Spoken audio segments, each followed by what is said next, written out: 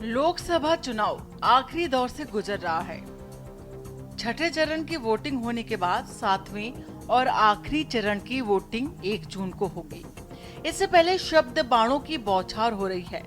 बता दें कि प्रधानमंत्री नरेंद्र मोदी के मुजरा वाले बयान पर बवाल मच गया है। विपक्षी दलों ने पीएम मोदी को घेरने की कोशिश की है। बहरहाल भले ही लोकसभा चुनाव समाप्ति की ओर है, पीएम मोदी के मुस्लिम वोट बैंक के लिए गुलामी और मुजरा करने जैसे शब्दों से इंडिया गठबंधन भड़क गया है। और आपको बता दें कि बिहार के पाटिलपुत्र, काराकाट और बक्सर संसदीय क्षेत्रों में अलग अलग रैलियों को संबोधित करते हुए मोदी ने विपक्ष पर तीखा हमला किया और अल्पसंख्यक संस्थानों में अनुसूचित जाति, अनुसूचित जनजातीय और अन्य पिछड़ा वर्ग को आरक्षण से वंचित करने के लिए राजद और कांग्रेस जैसे दलों को जिम्मेदार ठहराया है। आरजेडी, कांग्रेस, इंडी गठबंधन इस सच्चाई से इनकार नहीं कर सकते।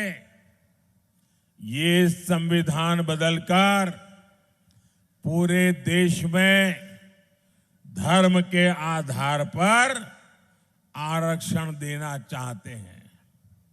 लेकिन मैं भी आज बिहार की इस धरती से सामाजिक न्याय की पुण्य भूमि से देश को एक गारंटी देता हूं, बिहार को गारंटी देता हूं, एससी, एसटी, ओबीसी परिवारों को गारंटी देता हूं, अति पिछड़े परिवारों को गारंटी देता हूं,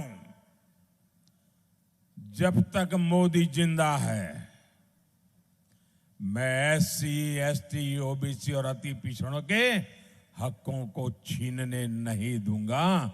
ये मोदी की गारंटी है।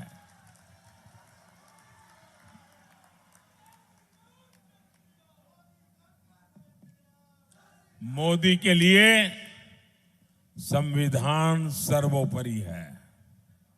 मोदी के लिए बाबा साहब आंबेडकर की भावना सर्वोपरि है। इंडिया अलायंस को अपने वोट बैंक की गुलामी करनी है तो करें, उनको वहां जाके मुजरा करना है तो भी करें। मैं एससी, एसटी, ओबीसी आरक्षण के साथ डट करके खड़ा हूं, खड़ा रहूंगा, जब तक जान है लड़ता रहूंगा। पीएम के इस बयान से पूरा राजद बात तमतमा गया है और आरजेडी नेता मनोज झा ने कहा कि वह पीएम मोदी जो कह रहे हैं उससे हम चिंतित हैं। कहा कि मैंने हाल ही में कहा था कि वे भव्यता के भ्रम का शिकार हो रहे हैं। मछली, मटन, मंगलसूत्र और मुजरा, क्या यह एक पीएम की भाषा है? दो चार बातें रखूंगा, फिर हमारे तमाम साथी, क्योंकि हम सबको कुछ न कुछ कहना है। हमें ये कहना है कि हमारे देश के प्रधानमंत्री गरिमा विहीन होते जा रहे हैं दिनों दिन। कोई गरिमा नहीं, अज्ञानता का भंडार, झूठ का पहाड़। क्या क्या बोल रहे थे कल, जातियों का नाम लेकर के, और क्या कह रहे थे, तेजस्वी यादव को धमकी दे रहे थे कि 4 जून के बाद जेल भेज देंगे। न्यायालय को भी मैनेज करने की सोच रहे हैं आप, कानून को अपने हाथ में लेंगे। इस देश में आपकी और अमित शाह जी के अलावा आप सबको जेल भेजने की धमकी दे रहे हैं। तेजस्वी से परेशानी क्या है?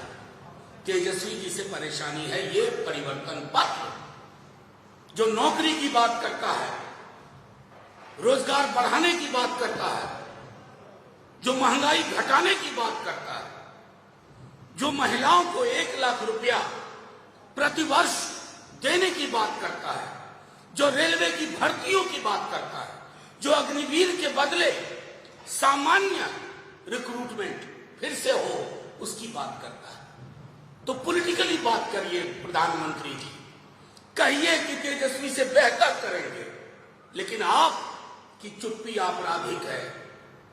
कल भैंस, मंगलसूत्र टोटी नोच लेगा, बिजली काट देगा, से आप कहां गिर गए? मुजरा। ये जुबान होती है। देश छोड़िए, हमने दुनिया में किसी प्रधानमंत्री को इतनी घटिया अशोभनीय भाषा का इस्तेमाल करते हुए नहीं देखा है। शर्म आनी चाहिए। मोदी की जुबान फिसली या कुछ और? इंडी गठबंधन वोट बैंक के लिए मुजरा भी करना चाहता है। पीएम मोदी के इस बयान पर कांग्रेस नेता पवन खेड़ा ने कहा कि समझ नहीं आ रहा है कि मोदी की एक बार फिर जुबान फिसली है या बात कुछ और है। समझ ही नहीं आ रहा है कि क्या कहें। उन्होंने कहा कि शायद उनकी आदत धूप में जाकर प्रचार करने की नहीं है। राहुल गांधी की तो आदत है, वह 4000 किलोमीटर पैदल चल चुके हैं और उन्होंने कहा कि पीएम मोदी को शायद अब प्रचार से थकान बढ़ गई है। जिन शब्दों का वह इस्तेमाल करते हैं कि मुजरा करेगी कांग्रेस पार्टी, इस तरह के शब्द का इस्तेमाल करना प्रधानमंत्री के पद पर बैठे व्यक्ति को बिल्कुल भी शोभा नहीं देता है। उन्होंने कहा कि मुझे लगता है कि पीएम मोदी को अब आराम की जरूरत है। मैं अमित शाह और जेपी नड्डा जी से, दोनों से ही आग्रह करता हूं कि अगर वह आपकी थोड़ी सी भी सुनते हैं तो तुरंत इलाज कराइए। उनको इलाज की आवश्यकता है। नरेंद्र मोदी जी अब थक चुके हैं, बीमार हैं। परिवार के मुखिया को आंखों की शर्म नहीं खोनी चाहिए। आज प्रधानमंत्री ने फिर से उनकी जुबान फिसली या क्या कहें, अब समझ में नहीं आ रहा, क्योंकि उनकी शायद आदत नहीं है धूप में जाकर प्रचार करने की। राहुल गांधी की तो आदत है 4000 किलोमीटर वो पैदल चले। प्रधानमंत्री को शायद अब प्रचार से थकान बढ़ गई है। जिन शब्दों का वो इस्तेमाल करते हैं, मुजरा करेगी कांग्रेस पार्टी, इस तरह के शब्द प्रधानमंत्री के पद पर बैठे हुए व्यक्ति को बिल्कुल शोभा नहीं देते। प्रधानमंत्री को मुझे लगता है अब आराम की जरूरत है और मैं अमित शाह जी और नड्डा जी दोनों से आग्रह करूंगा, अगर आपकी थोड़ी सी भी वो सुनते हो, उनका तुरंत इलाज कराएं। उनको इलाज की आवश्यकता है। नरेंद्र मोदी जी थक चुके हैं, बीमार हैं। प्रधानमंत्री की बातों पे अब देखिए, आप सोशल मीडिया पे देखिए किस तरह से आलोचना हो रही है। और जब आप मुजरे की बात करते हो तो एक महिलाओं का भी अपमान है। बाकी तो अलग बात छोड़ो, आप कहना क्या चाहते हो? आप महिलाओं का अपमान करते हो, विरोधियों का अपमान करते हो, ऐसे शब्द इस्तेमाल करते हैं जो एक नेता को करने नहीं चाहिए। आप प्रधानमंत्री की बात छोड़ो, ये छोटे नेता जो हैं, जो हमारे काउंसलर हैं, उनको भी ये बात ऐसे नहीं करनी चाहिए। तो अगर आप ऊपर से मैसेज दोगे तो निश्चित रूप से नीचे में भी ऐसा ही होगा। वो एक कल्चर ऑफ हेट आप पैदा करना चाहते हो।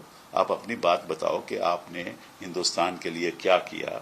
अब इस तरह से तो आप विकसित भारत ला नहीं सकते, क्योंकि अगर आप मुजरे की बात करोगे और टूटियों की बात करोगे और बिजली काटने की बात करें तो वो तो विकसित भारत से कहीं दूर है ना। हम जानते हैं कि कौन व्यक्तिगत रूप में कौन विकसित है, ये हम जानते हैं। बस देश को विकसित करना एक अलग बात होती है, और इसके लिए जो डायलॉग होना चाहिए इस किस्म का नहीं होना चाहिए। और मुझे मालूम है कि इलेक्शन कमीशन कुछ नहीं करेगी, कोई और ना इलेक्शन कमीशन करेगी, ना कोई और, ना कोई। ये तो अपने आप में मैं समझता हूं कि it is a violation of the code of conduct, the moral code of conduct. But nobody would do anything about it because they are all hand in glove. Priyanka Gandhi ने बोला तीखा हमला। वहीं कांग्रेस महासचिव प्रियंका गांधी ने प्रधानमंत्री नरेंद्र मोदी के भाषण पर तीखा पलटवार करते हुए कहा कि परिवार के मुखिया को कभी भी आंखों की शर्म नहीं खोनी चाहिए। गोरखपुर में सपा प्रमुख अखिलेश यादव की मौजूदगी में इंडिया गठबंधन की गोरखपुर की उम्मीदवार काजल निषाद और बांसगांव संसदीय क्षेत्र के उम्मीदवार सदल प्रसाद के समर्थन में आयोजित चुनावी जनसभा को संबोधित करते हुए प्रियंका गांधी ने कहा कि मोदी जी ने बिहार में भाषण दिया और विपक्ष के नेताओं के लिए ऐसे शब्द बोले जो देश के इतिहास में किसी प्रधानमंत्री ने नहीं बोले होंगे। और ऐसे ऐसे शब्द उन्होंने इस्तेमाल किए विपक्ष के नेताओं के लिए जो इस देश के इतिहास में किसी प्रधानमंत्री ने नहीं इस्तेमाल किए होंगे। देखिए, प्रधानमंत्री पद का पूरा देश आदर करता है, हम भी आदर करते हैं। आपकी आस्था, आपकी आशाएं मोदी जी से एक समय में जुड़ी हुई थी। क्या मोदी जी की जिम्मेदारी नहीं बनती कि वो पद की गरिमा रखे, पद की मर्यादा रखे? आज जिस तरह से वो बोल रहे हैं, अफसोस की बात यह है बहनों और भाइयों कि इनकी असलियत दिखाई देने लगी है। और मैं मोदी जी को कहना चाहती हूं कि मोदी जी, आप देश के प्रधानमंत्री हैं, इतनी भी अपनी असलियत मत दिखाइए। उधर राष्ट्रवादी कांग्रेस पार्टी ने विपक्षी गठबंधन इंडिया पर अपने वोट बैंक के लिए मुजरा करने का आरोप लगाने के लिए प्रधानमंत्री नरेंद्र मोदी की आलोचना की और पूछा कि क्या उन्हें इस तरह का बयान देना शोभा देता है। पूछा कि प्रधानमंत्री को एम अक्षर से शुरू होने वाले शब्दों के प्रति इतना आकर्षण क्यों है। एक्स पर एक पोस्ट में कहा गया कि एम अक्षर से एक कैसा आकर्षण, मुसलमान, मछली, मंगलसूत्र, मटन और अब मुजरा। क्या भारत के प्रधानमंत्री को इस तरह की बातें करना शोभा देता है कहीं? तेजस्वी की पीएम के समक्ष 5 चुनौतियां। जातीय जनगणना, आरक्षण का दायरा 75% तक बढ़ाने की मांग। आप अपने पद की गरिमा का ख्याल रख विमर्श को ऊंचा रखेंगे।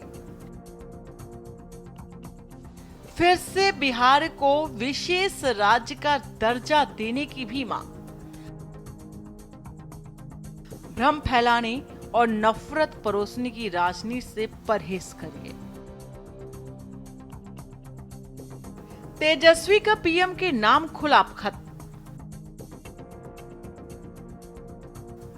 उधर तेजस्वी यादव ने भी पीएम मोदी के बिहार दौरे पर हमला बोलते हुए कहा कि आप बिहार आए और यहां आकर आप जितनी कुछ आधारहीन, तथ्यहीन और झूठी बातें कर सकते हैं करिए। अब आपसे अपेक्षा नहीं है कि आप अपने पद की गरिमा का ख्याल रख विमर्श को ऊंचा रखेंगे।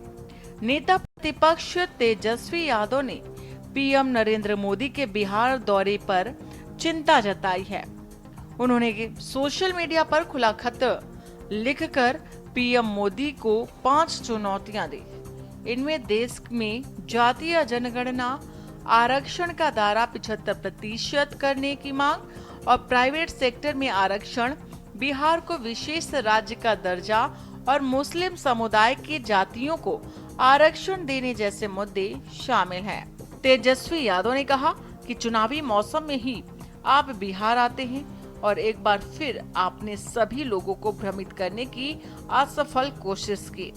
तेजस्वी यादव ने लिखा कि मैं आपके समक्ष कुछ बातें रखना चाहता हूं। प्रधानमंत्री जी, आपको याद होगा कि बिहार से हम सब अगस्त 2021 में आपके पास जातिगत जनगणना की मांग को लेकर आए थे और आदरणीय नीतीश जी की जदयू समेत और भी दल मेरी इस मांग के पक्ष में थे। जातिगत जनगणना का प्रस्ताव मेरी ही पहल पर सर्वसम्मत से बिहार विधानसभा में पास कराया गया और हम सभी ने मिलकर आपसे जातीय जनगणना की मांग की थी और आपने एकदम हमारी ये मांग ठुकरा दी थी। हम सबको पीड़ा हुई और आपकी संवेदन शून्यता से, लेकिन क्या ही कहें। स्पेशल डेस्क के न्यूज़ इंडिया।